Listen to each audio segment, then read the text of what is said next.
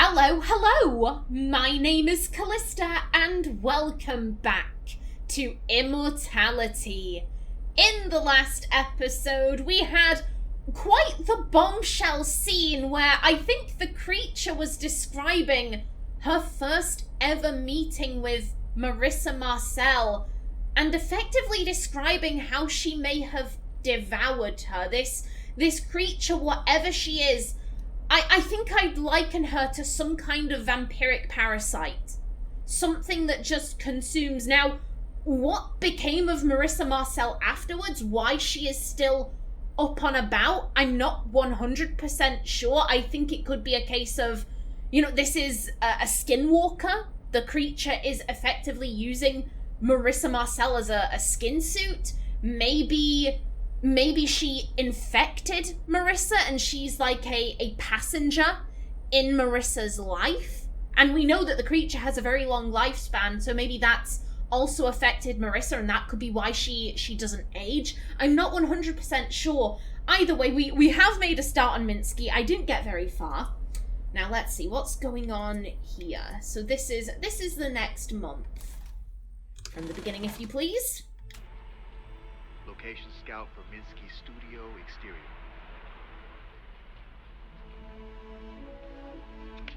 Okay, scene 30. Police are pulled up, lights flashing. Goodman standing in the street, wrapped in a dressing gown, his makeup smear on his face. Franny is with him. Have you convinced Carl to wear a dress yet? Watches as police officers escort Olga out onto the street and into a waiting cop car. And she comes from here. Walker comes from here. Walker approaches. Jesus fucking Christ, Goodman. Should we go inside? She waits outside. I don't even want to know what the fuck this is. Goodman and Walker walk towards the apartment as Franny gives Walker the finger. Cuts on the side. I'll talk Carl around. Yeah. Okay, they seem very happy. They seem very happy here. Got a few more name drops. God, it's so... It's such an odd feeling because now I can forget about Robert and Sophia and Diana and Arthur because we've moved on to a completely separate cast. It's gonna take me a minute. It's gonna take me a minute to get the new names into my head. But yeah, they're just scouting. Scouting for a location. Okay, scene 30. Police are pulled up, lights flashing. Goodman standing in the street, wrapped in a dressing gown, his makeup smear on his face. Franny is with him. Have you convinced Carl to wear a dress yet? Okay, so if I remember correctly, the plot of Minsky, an artist is murdered, and it's all about the detective investigating his death, and the lead suspect is the artist's muse, and that is who Marissa plays. Now, we know that the big twist is that the muse did actually kill him. She is actually the killer. I noticed that when he said Franny is with him, he pointed at Marissa.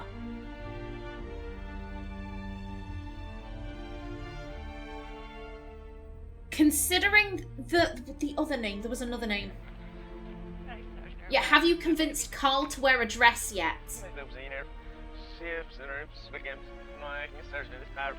Goodman. Goodman is standing in the street.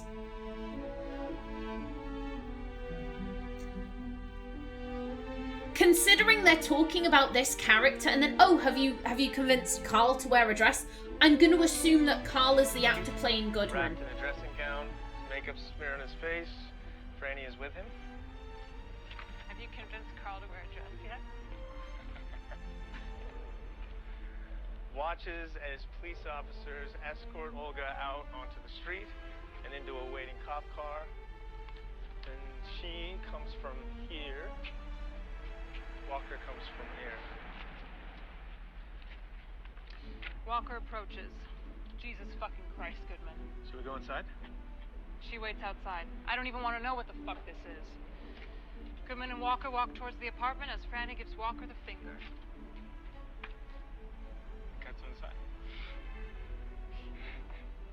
I'll talk Carl around. Yeah. So Olga sounds like some kind of police suspect. If Goodman is their lead, that would make him the detective. I would assume that Walker is another detective. Something's gone on inside the apartment, and they're saying, "Hey, do you want to go inside?" I don't know what the fuck this is. This is some weird shit. Okay. Okay. And then... Okay, so this is the next day. I'll be Walker.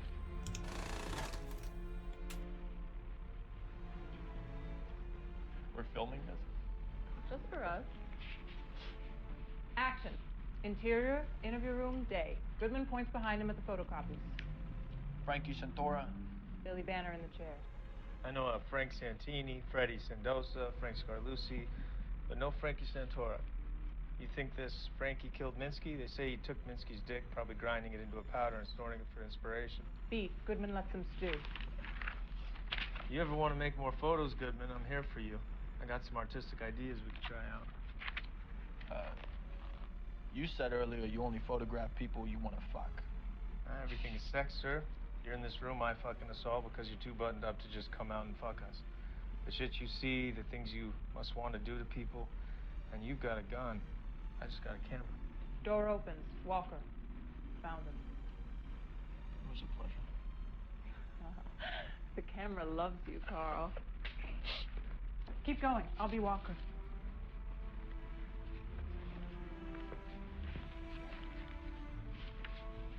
Interior, station corridor, Goodman and Walker walk and talk. There was a robbery there last year, so we pulled the names of the tenants. Your name rang a bell for me, so I dug out the file. Frankie Santora is on the list. I spoke to the janitor. Says Frankie's a tough guy, uses it as a fuck pad. Hands Goodman an address on a piece of paper. They stop at a junction. Sure you don't want me to ride along? If it turns into... I'm just gonna snoop around. If it turns into Bonnie and Clyde, I'll call you. Walker leaves, shaking his head. Goodman scans address again. I like it. Have you ever said fuck on screen before? I don't think I have, no. It shows. Give me that line again. You said earlier you only photograph people you want to fuck. You said earlier you only photograph people you want to fuck. Fuck. Just the word. Fuck. Fuck. Fuck. Fuck. Fuck. Fuck. Fuck. Fuck. Fuck. Fuck. Fuck. Fuck. You said earlier you only photograph people you want to fuck. Fuck. Fuck. Fuck. Fuck. Okay. Well, I guess hello, Carl. Hello there. This seems very jovial. Like, they started joking around when she started doing that accent and he joined in. This seems very jovial. But in a way, I don't know what it is. Let's go back.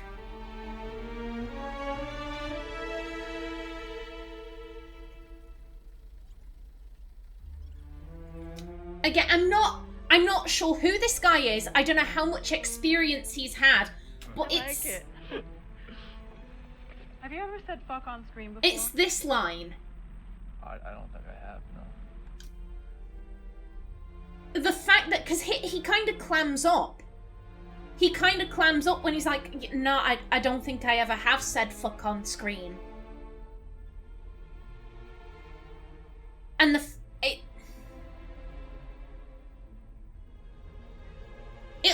I don't know.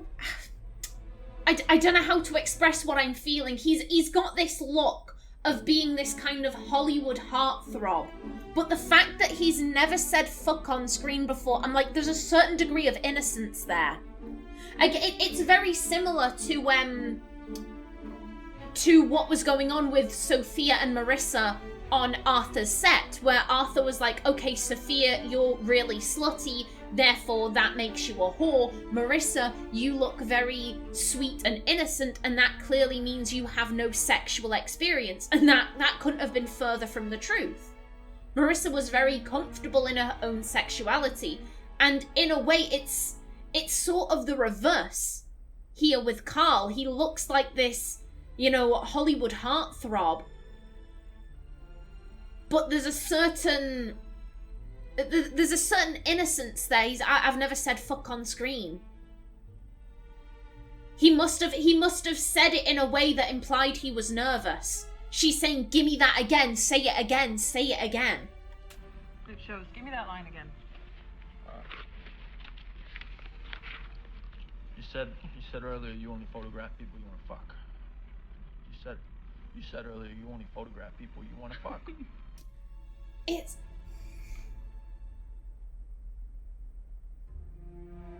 There's something about this that makes me uncomfortable. It could be the fact that she's got her hand behind him. She's touching his hand.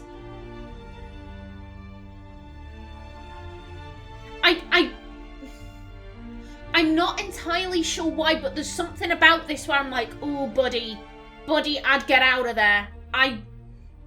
It reminds me of a couple shopping for a unicorn. That may not make any sense. It's when an older couple decide, okay, we want to spice up the bedroom a bit, let's find a young, hot bisexual person and we'll include them in our relationship, but they'll just be there to bang. Shopping for unicorns, it never ends well. It never ends well because either one of the original couple will develop feelings for the unicorn, the young bisexual person, and then the left out partner will get very irate and it'll all come crashing down. Or the unicorn will desire a deeper relationship. They'll think, oh, this is a real relationship, but it's not. It's not. It is just a couple saying our sex life is boring. You will make our sex life significantly more exciting, but we don't really care about you as a person. And I'm not quite sure why, but there's something in this dynamic. It's making me think of that. I'm just like, Carl, run! Run, Carl! Don't get suckered into the threesome. It won't end well.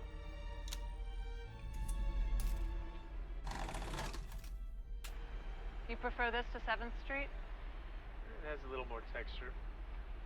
Okay, scene 9, we see Goodman walking along, poking, cop work. The alley here is good, he can duck in. Right here. Goodman doubles back to the studio. Decides to go in.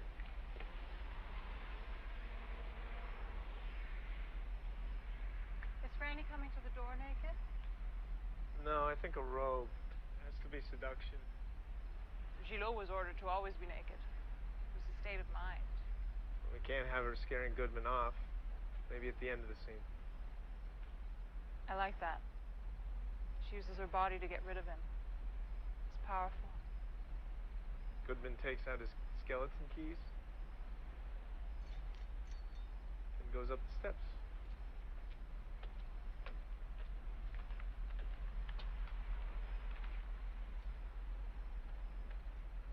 Then we cut inside. I like the street, but I prefer the door on the other one. Okay, so shopping for locations there. And again, very different experience from what we saw on the set of Ambrosio. They're working together. Well, then again, they're co-writers, potentially even co-directors on this. But yeah, Marissa's saying, oh, she should be naked. She should be naked. And he makes the point of like, yeah, maybe at the end, but like it has to be a seduction. And you could see there was like a little bit of frustration on her face. Let's go back to it. Let's go back to it. Because it was interesting. You could see the cogs turning in her mind.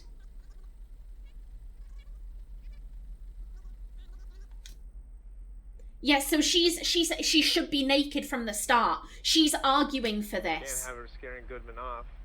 Maybe at the end of the... There's something there. She doesn't like his answer. She doesn't like his answer there where he's saying no. I like...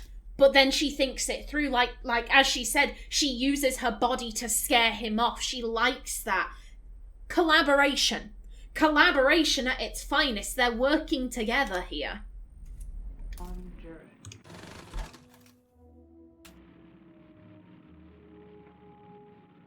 Do you love it? It's my natural color. I like it. I love it. Too much hair is like you're dragging your past around with you. When I look at someone, I like to see their skull. Fucking weird. You're weird. I will now interview the hot new director, John Jurek. Hi. John, what is your process? How do you visualize a movie before you shoot? Trying to visualize less, actually. I want to set up the ideas and characters and then shoot them like a documentary. I want to capture something alive, you know? Now we can shoot on location, we can shoot freer. Do you sleep with all your actresses? As a rule, yes. An artist should be familiar with his material. Well, then you should fuck Carl, too. Otherwise, you're as bad as Minsky. We all know what happens to Minsky. Okay. Enough with the camera. Jealous. You know why they call him Drella? Dracula and Cinderella. Isn't that perfect? Oh, okay. So there was a vibration there. I'll get to that. That was very interesting. That was. I like her haircut. I like the kind of shaggy mullet looking thing going on. I'm quite fond of that.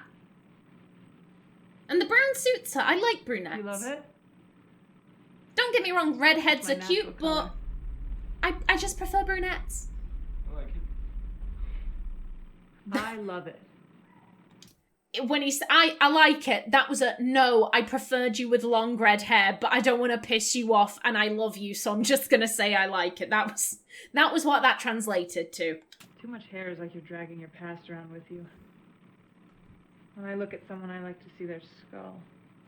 Considering what the creature looks like, what the stranger looks like, her hair short, slicked back. Same with the other one, they both have that same hairstyle. You can see their skull.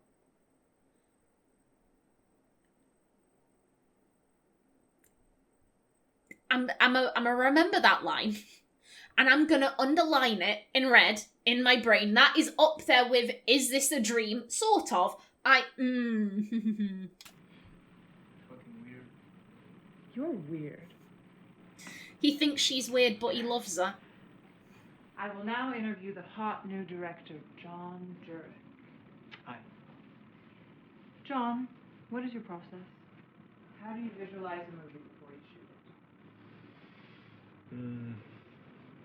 Trying to visualize less, actually. I want to set up the ideas and characters and then shoot them like a documentary. That is a very different... Something alive. That is a very different process. And I like that. I want to capture something alive. That is a very different process from Fisher. With Fisher, everything was heavily scripted, heavily directed. The actors had very little sense of agency. Whereas John, he's just like, yo, here's the script. Here's who your character is. Do what feels right. Just do it. I'll film it. If it doesn't look right, we can retake. But you do what you think is best. You are the actor here. You are the professional. I'm the director. I know the camera. You know your craft. and we'll work together. Very different approach from Fisher. You know, now we can shoot on location, we can shoot freer. Do you sleep with all your actresses? As a rule, yes. An artist should be familiar with his material. Now that line, that's an interesting line, because if, not gonna lie, if Fisher had said that, I'd be like, oh, you pig, how could you? But considering that this is John Durick, bearing in mind, this is John's first film. This is his first time directing.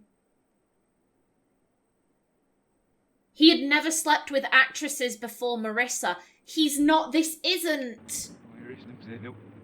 This line on the page reads as quite creepy, but once, with context, it's significantly less so. As a rule, yes. As a rule, yes, I do sleep with you, Marissa. An artist should be familiar with his material. She's... Marissa, you have this. I'll talk about that line in a minute. But as a rule, yes, an artist should be familiar with his material. If I just saw that written on a page, I'd be like, oh, that's nasty, you disgusting.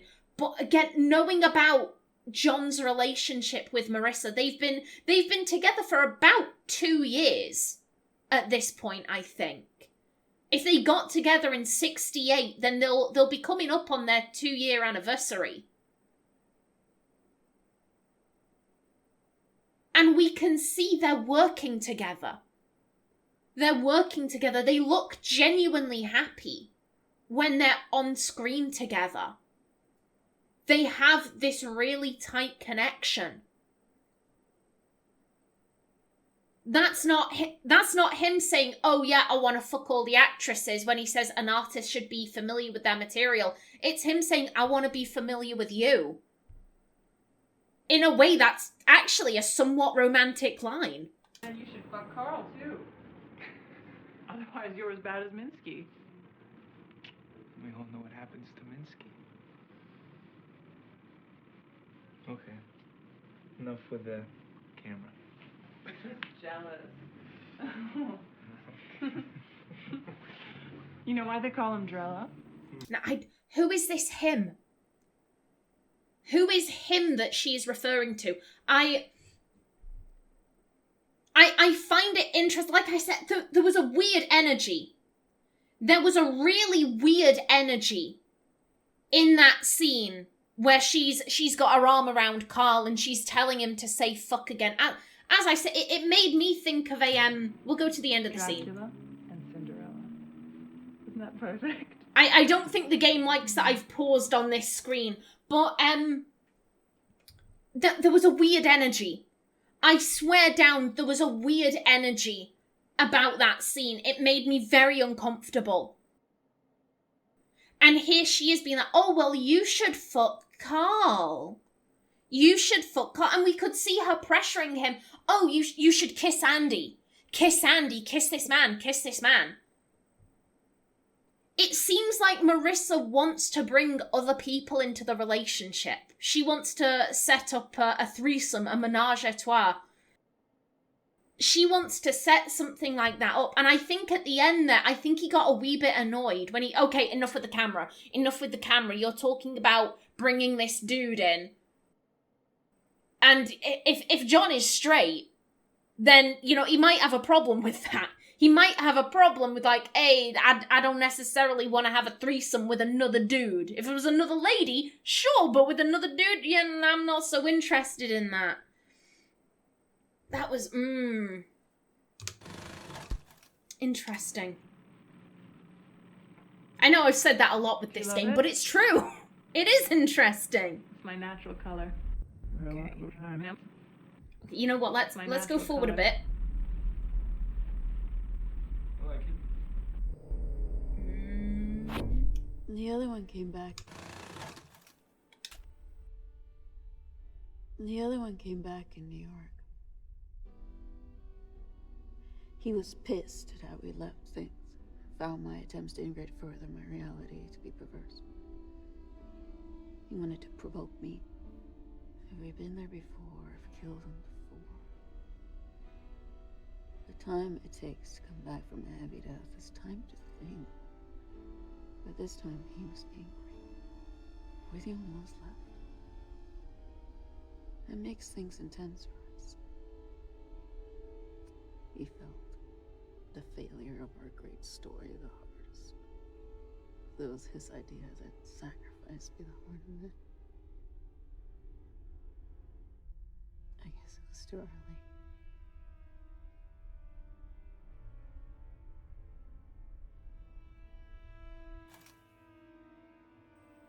Oh, okay. Okay, again, I always view these scenes twice. They're too good not to. The other one came back in New York. Okay, so it seems that after Ambrosio, because we know that this one, the creature, she wasn't happy with the fact that he was on set. She was like, I don't want anything to do with you. You piss me off. I don't like how you treat me. I think that the humans are great, and I think their art is amazing. And he was like, yeah, nah, they're monkeys slinging shit. Fuck them. However, it seems that, she said, piss off. I don't want out to do with you. And it seems like unless she's saying that she killed him on the set of Ambrosio. I don't think that's what she was getting at, but she told him to piss off and he left. However, when they were in New York, that's where they were filming Minsky. So during that time, he made a comeback. He was pissed at how we left things, found my attempts to integrate further my reality to be perverse. Okay.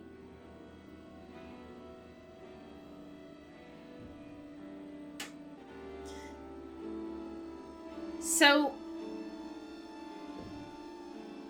whether this is some kind of skinwalker type thing, or whether she is some kind of parasite that is living within Marissa's body, so she is living this life. She is living through Marissa.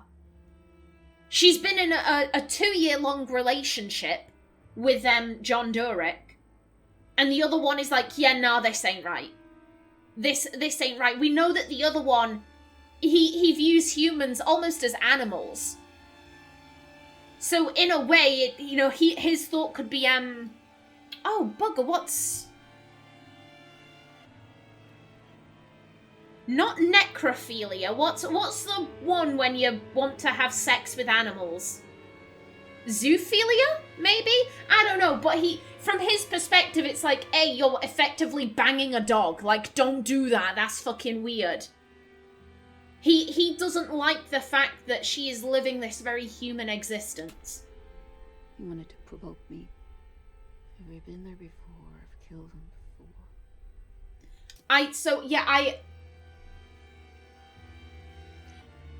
When she says I've killed him before, the way this is structured, I don't think she's talking about like, oh yeah, I killed him on the set of Ambrosio. I think she told him to piss off. She told him to piss off. She has killed him before. You know what, let me... He arrives in New York. He's like, I don't like what you're doing, and he does something.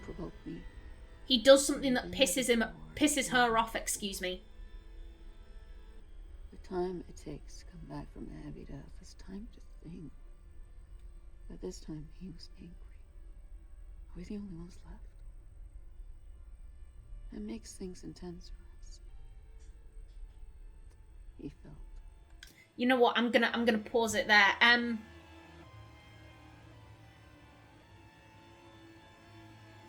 flip-flopping on whether or not she killed him after Ambrosio. We saw Marissa and the guy playing the devil, and that was who the other one was connected to at the time.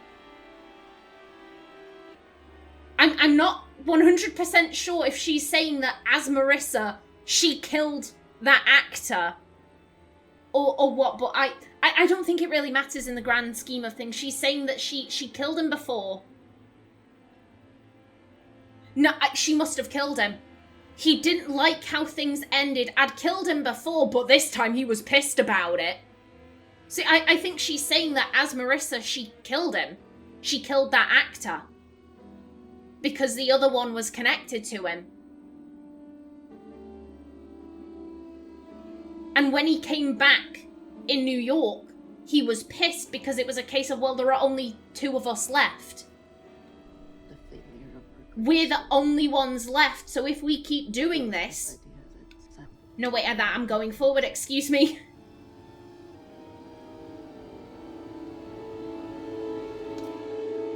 Yeah, if they're the only ones left, then what will become of their species? We're the only ones left. That makes things intense for us.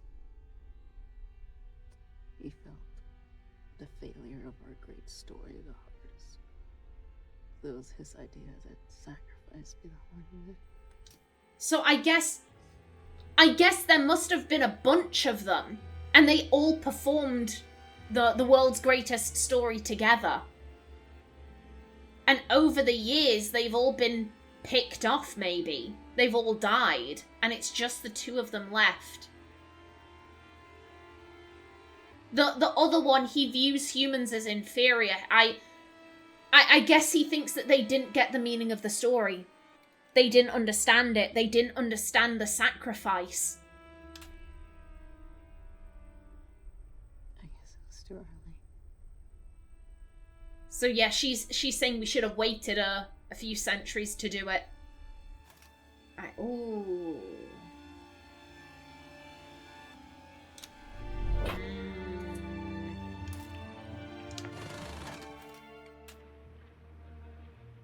Rehearsal on scene 6.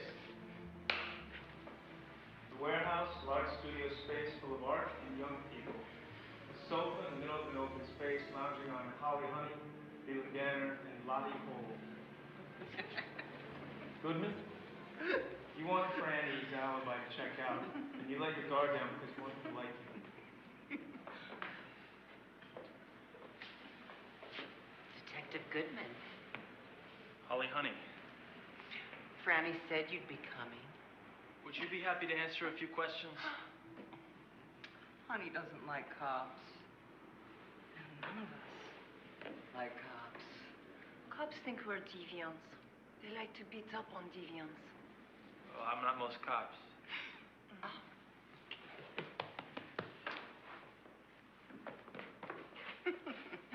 I fucked a cop once. He stuck his stick in my ass. So, you approve of deviants? I like art. You like art. If you knew about artists... They're the worst. Are you wearing a wire? No, I don't need a wire. I've got a notepad. Oh, write it down. What? We hate cops. Okay, so Franny was here Wednesday night? Oh, yes. We had ourselves a big party. Oh, the whole night? What time did she leave? She stayed here. On this very sofa. Bare ass naked. Did you take any photographs of the party? You like taking photographs, Mr. Detective?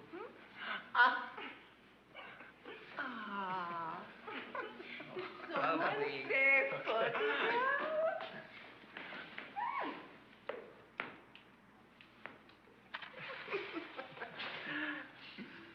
What's a better tableau?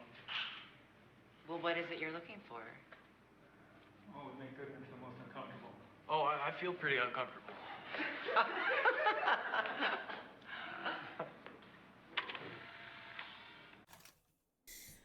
Oh, I was gonna say when they were all kind of grabbing him and feeling him up, he looked towards it wasn't exactly towards the camera, it was just kind of like effectively behind it. That would be where he was looking, presumably where John Durek is. And the look, I felt so bad for him. Because it was a look of pure, help me. Help me. I'm not okay with this. But I don't feel like I can complain. It's... God, this is so sad. Because effectively what happened on the set of Ambrosio is happening here. Except it's a guy. It's a guy in the position that... you know, Arthur put Marissa and Sophia in.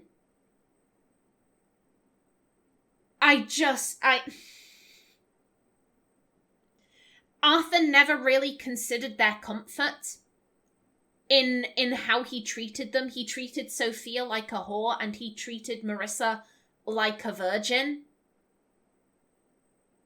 He never cared about their comfort. And the exact same thing here is happening with Carl. And I guarantee it's because he's a bloke. Because you can't sexually harass men. Men can't be sexually assaulted or raped. I am being very sarcastic right now. I hope you can detect the sarcasm in my voice. He was genuinely so uncomfortable there. And the fact that, like, no, we need to make it more uncomfortable for Goodman. And Carl is, oh no, I'm pretty uncomfortable. I'm pretty uncomfortable right now. Like, please back off. There's this sense, as I said, I get this sense of innocence about him. I don't know why. But I just get this sense that maybe he's lived, I don't know, like a sheltered life. I just get the feeling that he's not super familiar with Hollywood as a sexual industry. And so all of this, it's freaking him out a bit. And I'm just like...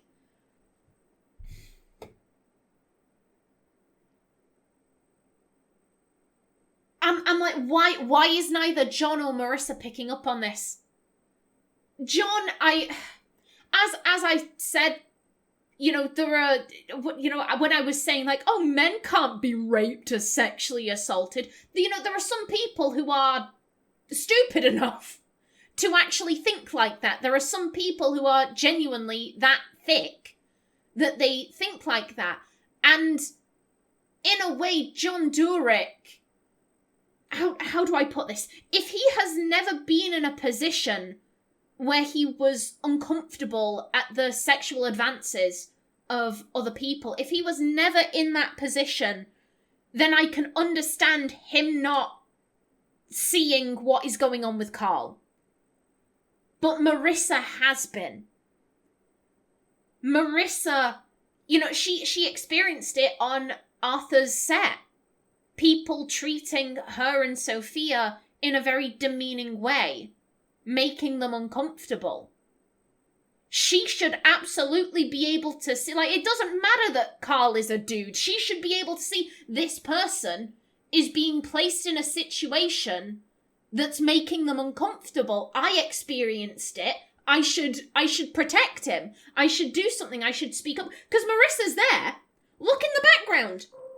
I can see a mullet. Right there in the mirror. Oh, he might not have been looking at John Durek, considering where she is. He might have been looking to Marissa. He might have been looking to Marissa like, I'm uncomfortable here. And she's not doing anything. She's not saying anything. I'm like, Marissa, y'all should know better.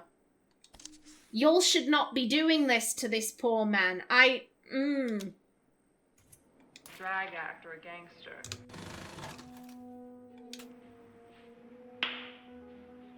Alright, scene 14. Marissa reading for Susie's part. We cut the interrogation room. Pieces of photocopied diary. Pages stuck to the wall behind Goodman. Frankie Santora. Goodman's waiting for an answer. Opposite him, Holly Honey.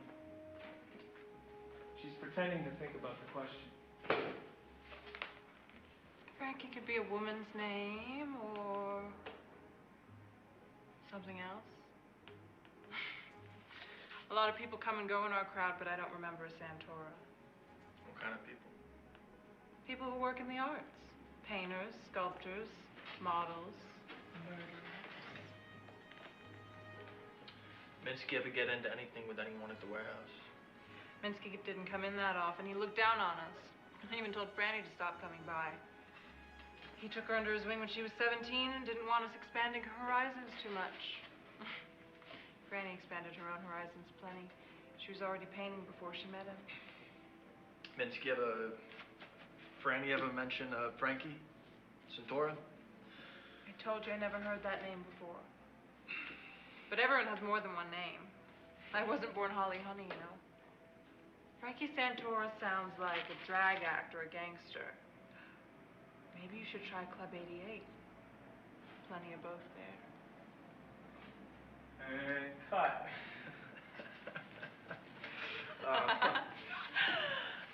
The real Susie will be far worse. I'm just warming you up.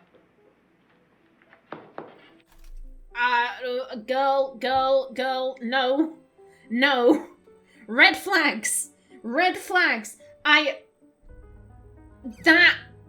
That smile at the end there that Carl is doing, that is a please help me. Send assistance. I am not okay with this. He looks so nervous. I was gonna say something happened during that scene, and I was like, Carl got real flinchy there for a minute, and it's because she's fucking with him under the table. And cut. He's smiling because it's a stress response. It's a stress response. It's a, I don't want anyone to realize how uncomfortable I am, so I'm smiling. I'm totally fine with this. Please help. Girl, don't laugh.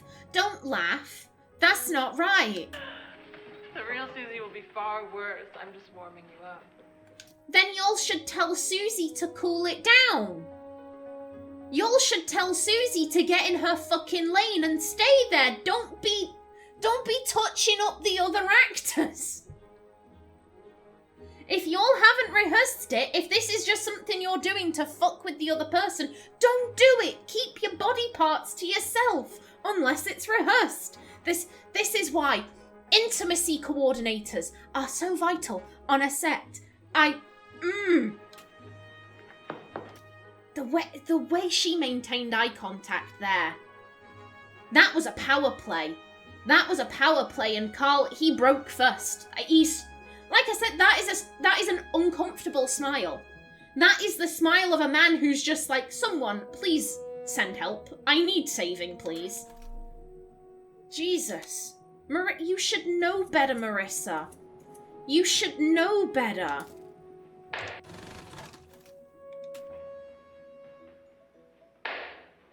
Alright, scene 26, we'll just run through the beats here. We've come from the bathroom sex. Goodman runs out here into the club floor. Olga is already on the dance floor, headed for the back exit. Pushing past the dancers, knock left and right, struggles. Franny is behind him. Olga is out the door already. Goodman pushes off the dance floor, sprints to the door, blam! Into the alleyway. It's raining. Goodman takes Franny's hand, and they chase Olga's silhouette as it leaves the alley. Bursting onto the street after Olga, Olga heads down the subway. They chase. Goodman falls. Franny pulls him up. We cut into the subway. Goodman and Franny run out onto the platform just as the train starts to pull away. Damn it! Forget about Olga. Take a look at each other. See that it's funny. In your club clothes, half dressed, soaked to the skin. Soaked to the skin?